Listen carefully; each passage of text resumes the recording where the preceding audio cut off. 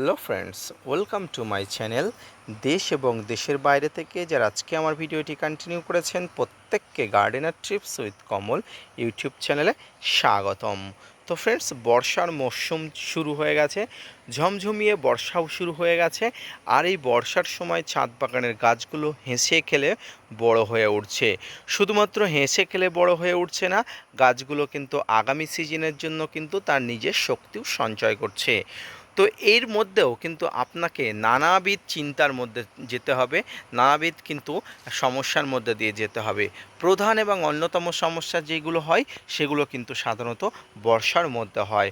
অর্থাৎ এই বর্ষার মধ্যে কিন্তু ছাদ বাগানে যত পরিমাণ গাছ মারা যায়, বর্ষার মধ্যে কিন্তু তার পরিসংখ্যান সবচেয়ে বেশি। তো আজকের ভিডিওর আলোচনার বিষয়বস্তু বর্ষায় আপনার লেবু গাছ ভালো রাখার তিনটি কৌশল। এই তিনটি কৌশল যদি আপনি যথাযথভাবে মেনে চলেন, তাহলে আপনার লেবু গাছগুলো ছোট থেকে বড়, ফল ধরা থেকে ফল না ধরা, সমস্ত লেবু গাছগুলো কিন্তু সুন্দরভাবে বেড়ে উঠবে। মনোযোগ সহকারে ধৈর্য নিয়ে দেখতে থাকুন। বর্ষায় লেবু গাছ ভালো রাখার প্রধান এবং অন্যতম জিনিসের মধ্যে প্রধান যে টিপস, সেই টিপসটি হলো লেবু গাছের ড্রেনেজ হোল, অর্থাৎ টব টব ঠিক করা। অর্থাৎ আপনি যে পাত্রে লেবু গাছ রোপণ করেছেন সেই পাত্রের ড্রেনেজ হোল যাতে ঠিক থাকে সেই দিকে কিন্তু আপনাকে লক্ষ্য রাখতে হবে। কারণ আপনার ড্রেনেজ হোল যদি ঠিক না থাকে, তাহলে কিন্তু আপনার লেবু গাছ কিন্তু ধীরে ধীরে শিকড় পচনজনিত সমস্যায় আক্রান্ত হয়ে, অর্থাৎ রুট রটজনিত সমস্যায় আক্রমণ হয়ে ফাঙ্গাস লেগে ধীরে ধীরে মৃতপ্রায় হয়ে যাবে। তাই আপনাকে বর্ষার সময় প্রধান যে জিনিসটা করতে হবে সেটি হচ্ছে টবের মাটিকে ঠিকঠাকভাবে প্রস্তুত করে রেখে দিতে হবে। এই মাটিতে যাতে ড্রেনেজ সিস্টেম ঠিক থাকে সেদিকে লক্ষ্য রাখতে হবে। পাশাপাশি যে ড্রেনেজ হোলগুলো টবে থাকে সেগুলো কিন্তু একটু ঠিকঠাক করে দেখে নিতে হবে যাতে করে জল ঠিকঠাকভাবে বেরিয়ে যায়। দ্বিতীয় যে বিষয়টি আপনাকে মাথায় রাখতে হবে সেটি হচ্ছে বর্ষার আগে কিন্তু লেবু গাছে সুষম খাবার দেওয়ার প্রয়োজন। লেবু সাইট্রাস প্রজাতির সমস্ত ধরনের গাছগুলো কিন্তু প্রচুর পরিমাণ খাবার খেতে পছন্দ করে। সেটি তরল খাবার বলুন, সেটি মিশ্র খাবার বলুন, বা সেটি রাসায়নিক খাবার বলুন। তো যেহেতু আমি আমার ছাদ বাগানে রাসায়নিক সারের ব্যবহার খুবই কম করি, খুব প্রয়োজন না হলে, তাই আপনাদের রাসায়নিক সারের কথাটা এড়িয়ে গেলাম।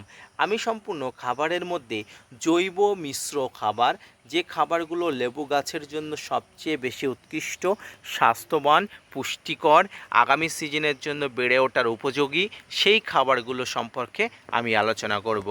আগস্ট মাসে প্রচুর পরিমাণ বর্ষার শুরু হয়ে গেছে, তাই আপনার উচিত এই আগস্ট মাসের আগে কিন্তু লেবু গাছের গোড়াতে খাবার দেওয়া। যদিও আমি আমার লেবু গাছের গোড়াতে খাবার জুন মাসের মাঝামাঝিতে কমপ্লিট করে দিয়েছি, এবং এই খাবার দেওয়ার যে প্রসেস, সেই প্রসেস নিয়েও কিন্তু একটা ভিডিও তৈরি করেছিলাম। সেই ভিডিওতে আপনারা অনেক সাড়া দিয়েছিলেন, যার ফলে আমি আবারও একটি ভিডিও বানিয়েছিলাম।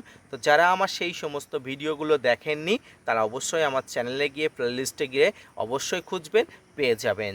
তো দেখুন, আমি আমার লেবু গাছের গোড়াতে যে খাবার দিয়েছিলাম সেই খাবারের মধ্যে যে কম্পোস্ট ছিল, অর্থাৎ আলু পচা সার ছিল বা কম্পোস্ট সার ছিল, পাতা পচা সার ছিল, সেই সারগুলো কিন্তু গাছের উপরে আছে। আর এই যে গাছের যে এই যে পাতা বা এই যে ঘাস, এগুলো আমি ইচ্ছাকৃতভাবে কিন্তু আমি পরিষ্কার করিনি। আর এইগুলো এখন পরিষ্কারও করব না।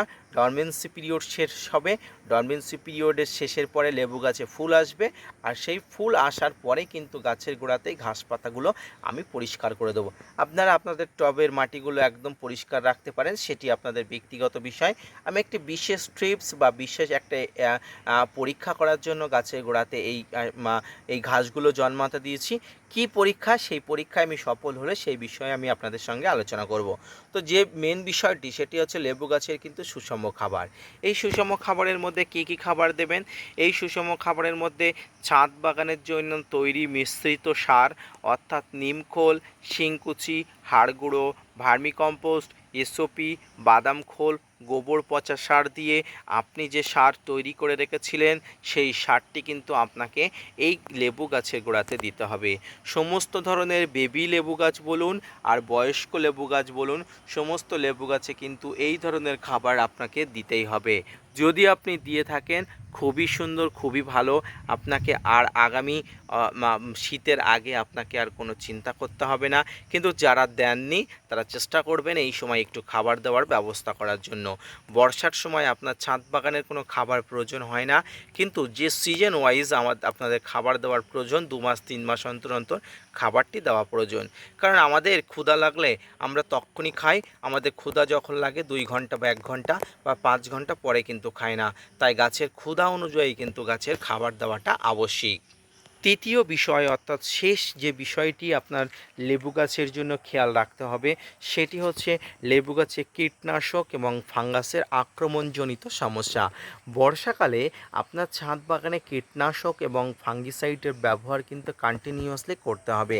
সেটি আপনি জৈবভাবে করতে চাইলে জৈবভাবে করতে পারেন, রাসায়নিকভাবে করতে চাইলে রাসায়নিকভাবে করতে পারেন। আমি জৈব এবং রাসায়নিক দুটি পদ্ধতিই কিন্তু আপনার সঙ্গে আলোচনা করব।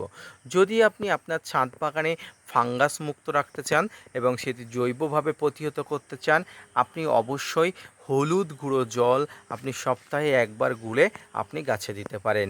যদি আপনি রাসায়নিকভাবে ফাঙ্গিসাইড ব্যবহার করতে চান, সাপ, ম্যানসার, ব্যাবিস্টিন, ডেটোমিন gold, Blitox, blue copper, Amistar top, যত ধরনের ফাঙ্গিসাইড আছে আপনার কাছে যদি সমস্ত ধরনের ফাঙ্গিসাইড কালেকশানে থাকে আপনি ঘুরিয়ে ফিরিয়ে কিন্তু এই বর্ষার সময় ব্যবহার করবেন। কিন্তু আপনি যদি একটি ফাঙ্গিসাইড ব্যবহার করেন তাহলে অবশ্যই আপনি সেই ফাঙ্গিসাইডটাই ব্যবহার করবেন। সমস্ত ফাঙ্গিসাইড দেওয়ার নিয়ম 1 লিটার জলে 1 থেকে 1.5 গ্রাম বা তরল হলে 1 থেকে 1.5 ml। এর পাশাপাশি কীটনাশকের কথা যেটি বলছিলাম, এই সময় ফাঙ্গিসাইডের পাশাপাশি কিন্তু লেবু গাছে কচি পাতা আসে অর্থাৎ ভেজিটেটিভ গ্রোথ শুরু হয়।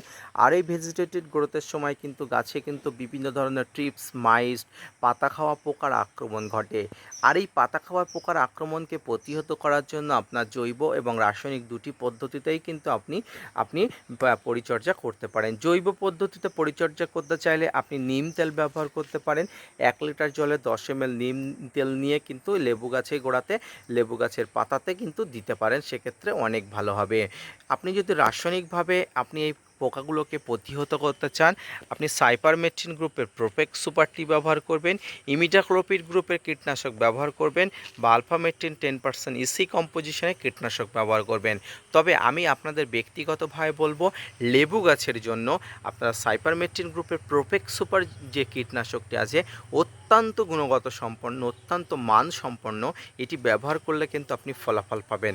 আমার লেবু গাছটি দেখুন, আশা করি কোনো ধরনের কোনো পাতা কোঁকড়ানো, পাতা দমড়ানো, পাতা খাওয়ার পোকার আক্রমণ নেই, ফাঙ্গাসের আক্রমণ নেই। এর কারণ কিন্তু আপনাদের সঙ্গে দেওয়া তথ্য অনুযায়ী কিন্তু আমি পরিচর্যা করছি। এই 3টি খাবার পদ্ধতি অর্থাৎ গাছের খাবার, গাছের ফাঙ্গাস এবং কীটনাশক ব্যবহার, পাশাপাশি টবের মাটি সঠিকভাবে যাতে ঠিকঠাক ড্রেনেজ সিস্টেম ঠিক থাকছে কিনা, এই 3টি বিষয় যদি আপনি লেবু গাছের জন্য ঠিক রাখতে পারেন, বর্ষায় আপনার লেবু গাছ কিন্তু আপনাকে নাচিয়ে তুলবে। আজকের ভিডিওটি এই পর্যন্ত, ফিরে আসছি নতুন কোনো তথ্য নিয়ে, ততক্ষণ সঙ্গে থাকবেন। আর হ্যাঁ, আজকের ভিডিওটা দেখে যদি স্যাটিসফাইড হয়ে থাকেন চ্যানেলটি সাবস্ক্রাইব করতে ভুলবেন না। ধন্যবাদ।